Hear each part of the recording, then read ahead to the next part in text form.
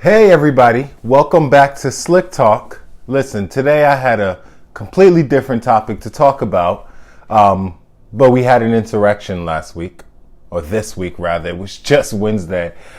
So I'm obviously going to have to switch and talk about that because I just think it's so crazy that we had, a couple thousand Trump supporters just storm the Capitol and just, work their way inside there and cause some damage. So first, how is this Donald Trump's fault? First, Donald Trump spent the last, at whatever amount of months since the November election, claiming that there was some kind of massive voter fraud. It was fake. Y'all all know this already. There's people that actually believe that. And you know what? You can't be so irresponsible when you are in a high position of power. And this is president, but this is really anybody, right? Because once you have influence, people take what you say and they believe it. They feel it wholeheartedly. They trust you. They think you know more than them. And they ask themselves, why would you lie? Right? So this is what happens when people who are in really powerful places are really, really irresponsible with their power. That's the first thing. Donald Trump was extremely irresponsible with his influence and his power, and he fed the flames that led to people coming out and thinking they had to do something in the Capitol, right? But let's take a step back. I think we've been seeing strings of this craziness in the Republican Party for a long time now. In my view, historians might put it at the start of maybe Newt Gingrich when he took over Congress during the Clinton era. And, that was really the start of like this super partisanship. For me, the marker was when John McCain picked Sarah Palin's crazy ass. Does anyone remember that? The whole country was like, what the hell is he thinking? What is going on? Yet, he picked this woman who was unknown Alaska governor. She was a woman, and he was trying to do the identity thing because he was going against Barack Obama. But also, she really appealed to like this crazy fringe element on the right that is extremely distrustful of government, extremely susceptible to conspiracy theories. So in 2008, John McCain makes sure to cater to that base. And I think that was mistake number one, but we didn't really get to deal with that because he lost the election. A movement that was so successful at getting from the fringes to the very top of our political system, it was this real sort of conspiratorial right-wing faction of the Republican Party that did that, first through the Tea Party, and then really those types of voters or those types of supporters are the people, I believe, who latched themselves on to Donald Trump. So a lot of these people have been completely tuned out from how politics traditionally works, but Donald Trump brought them into the fold, and that makes up his base. Obviously, he spent a lot of time throwing red meat at his base this whole time with his positions on immigration, his positions on refugees, his positions on basically everyone and everything that's not white, right?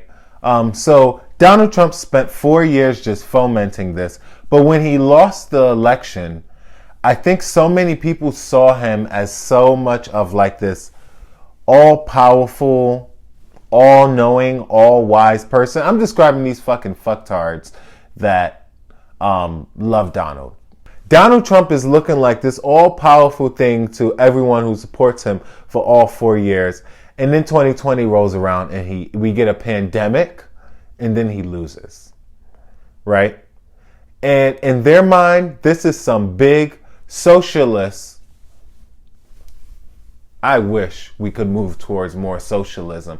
Not necessarily like Soviet style, but I would like to make sure that we have a stronger safety net and we take care of people that need taken care of in our society. And the rich didn't get rich while the poor get poor, right? I would love for a government that worked towards those things.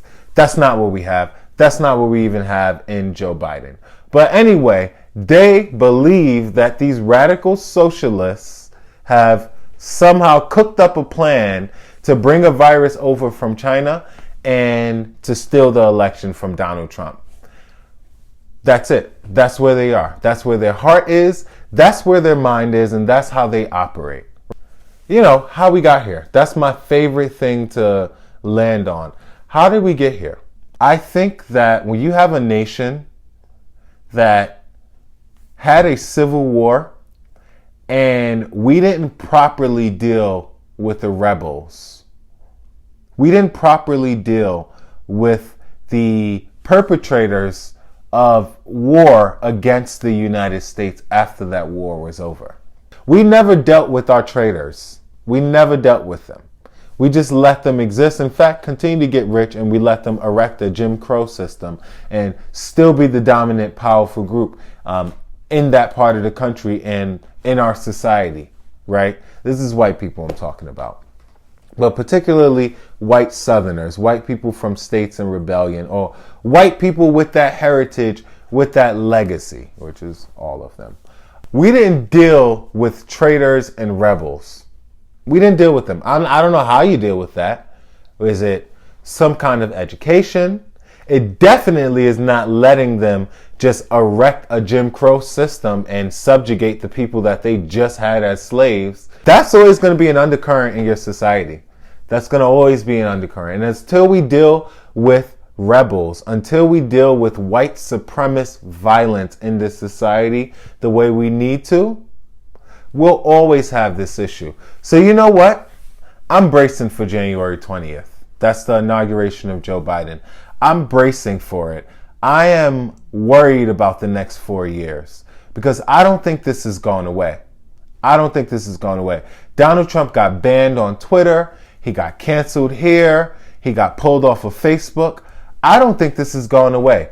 I think in 2 years' time, Republicans are going to be seeking Donald Trump's endorsement to try to win back the House of Representatives. It might work.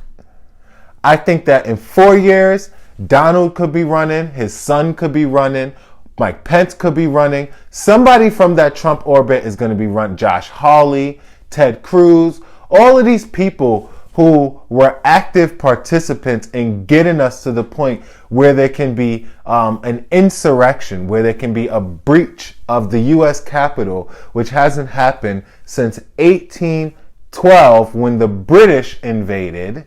So y'all, look, I know this was a little all over the place. I apologize, but I really just had to get up here and say what's on my mind about this.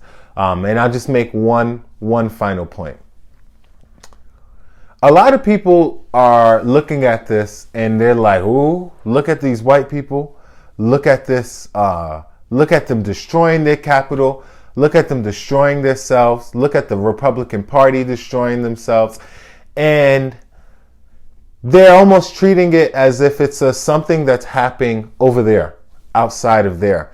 And I just want to remind everyone that we are a single nation and we only have two parties in this country. So if it's not the Democrats, it'll be the Republicans. So this is really all of our issue.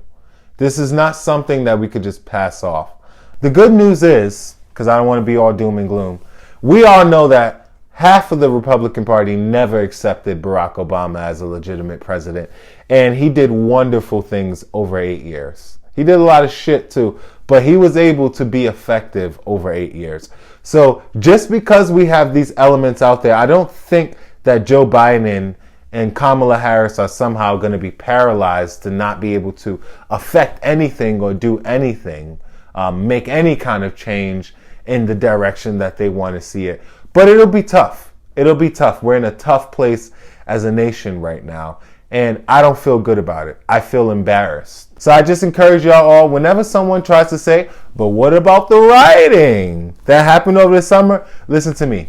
I want you to bring it from back here and all the way down and across. And I want you to make sure you follow through. And also, get them with the brown side, okay? Because it's not the same goddamn thing. And I'm tired of these right-wing people creating their own reality, their own narratives, spinning it, Everyone running with it and treating it like it's legitimate. They are fucking crazy.